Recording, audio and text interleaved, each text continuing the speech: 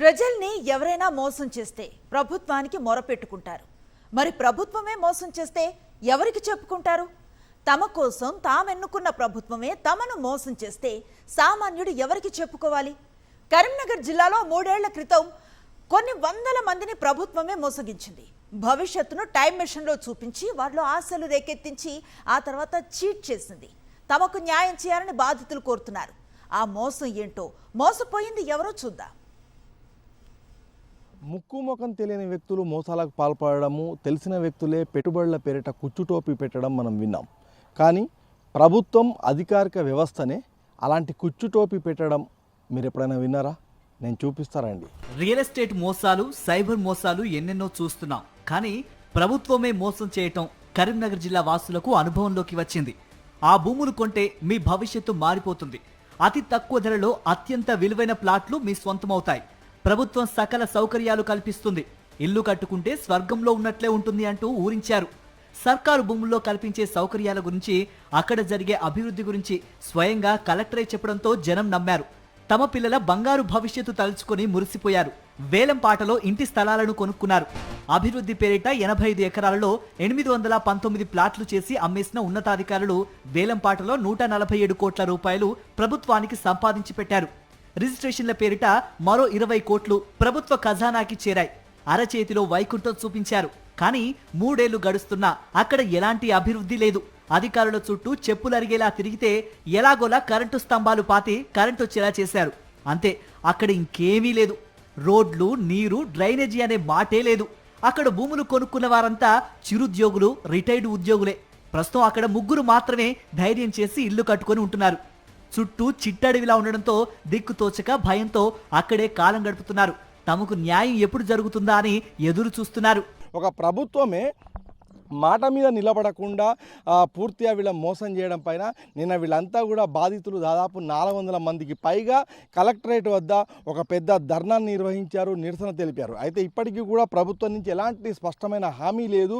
ఇప్పుడు మనం చూస్తున్న ప్రాంతంలో గత బీఆర్ఎస్ ప్రభుత్వంలో కొంతమంది పెద్దలను, ఇక్కడ మాజీ ఎంపీ వినోద్ను వీళ్ళని కలిసి వీళ్ళు ఇక్కడ కోరడం వల్ల విద్యుత్ సౌకర్యం కోసం కొన్ని స్తంభాలు, ఒక దాదాపు 400-500 స్తంభాలు, విద్యుత్ స్తంభాలు మనం చూడవచ్చు. అదేవిధంగా ఒక 19 ట్రాన్స్ఫార్మర్ల కోసం ఇక్కడ ఏర్పాటు చేశారు. కానీ అవి కూడా పూర్తి కాలేదు. మొత్తంగా ఇక్కడ నీటి సౌకర్యము, విద్యుత్ సౌకర్యము, ఎలాంటి సౌకర్యాలు లేని ప్రాంతాల్లో ఒక 3 ఇళ్ళు అయితే కట్టుకున్నారు. మిగిలిన వాళ్ళ పరిస్థితి ఏంది అనే ఒక ప్రశ్న అయితే మిగిలి ఉంది.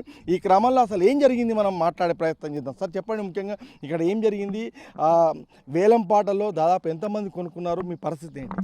రాష్ట్ర ప్రభుత్వం 3 సంవత్సరాల క్రితం మరి కరీంనగర్ సమీపంలోని రామకృష్ణ కాలనీ శివారులో 85 ఎకరాల స్థలాన్ని ప్రభుత్వమే ఒక రియల్ ఎస్టేట్ వెంచర్గా ఏర్పాటు చేసి 819 ప్లాట్లను మరి ఏర్పాటు చేశారు. ఆ సందర్భంగా ఆనాడు ఉన్నటువంటి జిల్లా కలెక్టరు ఆర్వి కర్ణన్ గారు, ఆ తర్వాత ఆనాడు ఉన్నటువంటి జేసీలు, అధికారులంతా కూడా మరి చాలా ప్రచారాన్ని గావించి మరి ఒక 3-4 ప్రీబిడ్ సమావేశాలు కూడా ఏర్పాటు చేసి జనాన్నందరినీ కూడా బాగా ఒక సినిమాలాగా చూపించి అనేకమైనటువంటి ప్రలోభాలు కల్పించడం ద్వారా ప్రభుత్వము ఒక 6,000 రూపాయలు గజానికి కనీస ధరగా నిర్ణయిస్తే మరి ప్రజలు చాలా ఉత్సాహంగా పాల్గొని ఇదొక సుందరమైనటువంటి కాలనీగా రూపొందుతుంది, దీనికి ఒక ఉజ్వలమైనటువంటి భవిష్యత్తు ఉంటుంది, ప్రభుత్వమే స్వతహాగా ఈ వెంచర్ను అభివృద్ధి చేస్తానని చెప్పేసి స్వతహాగా ఒక ఐఏఎస్ అధికారి చెప్తున్న సందర్భంలో మరి 6,000 గజాన్ని 22,400 వరకు కూడా పాటపాడి కొనుగోలు చేసినటువంటి సందర్భం. అట్లా మొత్తం 819 ప్లాట్లు అమ్మితే సుమారు గవర్నమెంట్కు 147 కోట్ల ఆదాయం వచ్చింది. 3 సంవత్సరాలు గడిచిపోయింది. కించిత్తు అభివృద్ధి లేకపోగా మరి ఎక్కడ వేసిన గొంగలి అక్కడే అనే చందంగా ఇక్కడ ఉన్నటువంటి సందర్భంలో ప్లాటు యజమానులంతా కూడా తీవ్ర నిరాశ నిస్పృహలకు గురవుతూ ఉన్నారు, చాలా బాధకు గురవుతున్నటువంటి సందర్భం ఉన్నది. కాబట్టి ఇప్పటికైనా ప్రభుత్వం వాళ్ళ గతంలో బీఆర్ఎస్ గవర్నమెంట్ చేసినప్పటికీ వాళ్ళ ప్రస్తుతం అధికారంలో కాంగ్రెస్ గవర్నమెంట్ ఉన్న సందర్భంలో ప్రజాపాలన అందిస్తామని చెప్పేసి గౌరవ ముఖ్యమంత్రి గారు కూడా చెప్తున్నారు. కాబట్టి తక్షణమే ఒక 25-30 కోట్ల రూపాయలు దీన్ని కేటాయించి ఈ సదుపాయాలన్నీ కల్పించాలని మేము ప్రభుత్వాన్ని డిమాండ్ చేస్తూ ఉన్నాం. మేడం, ఎట్లా ఉన్నాయి మీ సౌకర్యాలు? ఇక్కడ ఇల్లు కట్టుకున్నారు కదా, ఎట్లా అనిపిస్తుంది? అసలు ఏం లేవండి. డ్రైనేజ్ ప్రాబ్లం చాలా ఉంది. రోడ్స్ లేవు, మాకు కరెంటు పవర్ సప్లై ఇచ్చారు, అంటే మేము తిరగంగా వచ్చింది కానీ అది ఊరికే బ్రేక్ డౌన్ అవ్వడం, అంటే చాలా ప్రాబ్లం అవుతుంది, ఆఫ్ కరెంట్ రావడం, అసలు ఏం సౌకర్యాలే లేవండి. 3 years అవుతుంది, వాటర్ కూడా వేసినా పడట్లేదు. సో మేము అది మనకి గవర్నమెంట్ తరఫున వాటర్ అది కూడా మేము రిక్వెస్ట్ చేస్తున్నాం. ఎందుకంటే మేము ఒక నమ్మకంతో కొన్నాం, యాక్చువల్గా ఉన్న రేట్ కంటే ఎక్కువ గవర్నమెంట్ చెప్పినా కూడా మేము ఇంకా మంచి ఆశతోటే కదా తీసుకుంది, గవర్నమెంట్ది మంచి వెంచర్ అవుతుంది అని. సో ఇప్పటివరకైతే ఏమీ లేవు మాకు వాళ్ళ తరఫున శూన్యం అనే చెప్పాలి. మేమే ఓన్గా చేసుకుంటున్నాం, ఏం చేసుకున్నా అన్నీ మేము తిరిగితేనే కరెంట్ వచ్చింది. 3 years ఒక కరెంట్ మాత్రమే సప్లై చేసిండ్రు. ప్రతిరోజు పోని రోజు అంటూ లేదు కరెంటు, నైట్లో పోతుంది, డేలో పోతుంది, కరెంట్తో బాగా ప్రాబ్లం అవుతుంది. మేము గవర్నమెంట్ నమ్ముకొని గవర్నమెంట్ బాగా డెవలప్మెంట్ చేస్తుందని కొనుక్కున్నాం, కానీ ఇక్కడ ఇవాళ పరిస్థితి వస్తే జంగల్ ఉన్నట్టు కనబడుతుంది మాకు. ఇది బాగా ఇక్కడ పాముల భయం ఉంది మాకు, ఇక్కడ నక్కలు తిరుగుతున్నాయి, ఇక్కడ జంతువులు తిరుగుతున్నాయి, అడవి జంతువులు తిరుగుతున్నాయి, చాలా ప్రాబ్లం ఉంది. ఇక్కడ దోమలు ఉన్నాయి, బాగా ప్రాబ్లం ఉంది. ఎలాంటి డెవలప్మెంట్ లేదని చెప్పి మేము కోరుకుంటున్నాం గవర్నమెంట్ను. గతంలో దివంగత ముఖ్యమంత్రి డాక్టర్ వైఎస్ రాజశేఖర రెడ్డి ఉమ్మడి రాష్ట్రంలో ప్రారంభించిన రాజీవ్ స్వగృహ పథకమే రూపు మార్చుకొని సర్కారీ రియల్ ఎస్టేట్ దందాగా ముందుకొచ్చింది. 400 మందికి పైగా వ్యక్తుల నుంచి మొత్తం 147 కోట్లు దండుకున్న ప్రభుత్వం మారు మాట్లాడలేదు. తిరిగి విసిగిపోయిన బాధితులు 4 రోజుల క్రితం కరీంనగర్ కలెక్టరేట్ వద్ద ధర్నాకు దిగారు. 3 ఏళ్ల క్రితం స్థలాల వేలంపాటను 3 విడతలుగా నిర్వహించి కేవలం 2 లక్షలకు మించని ఓ హాల్లో రోజువారీ ఖర్చుల కింద 23 లక్షలు వేసి అలా కూడా డబ్బులు దండుకున్నట్టుగా ఆరోపణలు వెల్లువెత్తుతున్నాయి.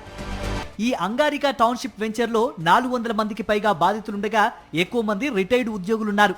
పదవి విరమణ అనంతరం వారికి వచ్చే బెనిఫిట్స్ అంతా ఈ టౌన్షిప్ లో ప్లాట్ల కోసం ఖర్చు పెట్టేసి కొందరు అప్పుల పాలై మరికొందరు ఏం చేయాలో దిక్కుతోచక అల్లాడుతున్నారు. తమతో స్థలాలు కొనిపించి ఎలాంటి సౌకర్యాలు కల్పించని ప్రభుత్వం చేసిన మోసాలు తలుచుకొని కుమిలిపోతున్నారు. రియల్ దందాకు తెరతీసి ప్రభుత్వ పెద్దలే జనాలకు కుచ్చుటోపి పెట్టడంపై విమర్శలు వెల్లువెత్తుతున్నాయి. ప్రభుత్వం అంటే ఒక బాధ్యత, పాలకులంటే ఒక భరోసా. కానీ ఆ ప్రభుత్వ అధికారులను నమ్ముకున్న నాటి లబ్ధిదారులే నేడు బాధితులుగా ఈ అంగారికా టౌన్షిప్లో కల్పించడం ఒక విషాదం. కెమెరా పర్సన్ సతీష్తో రమణ, సాక్షి టీవీ, కరీంనగర్.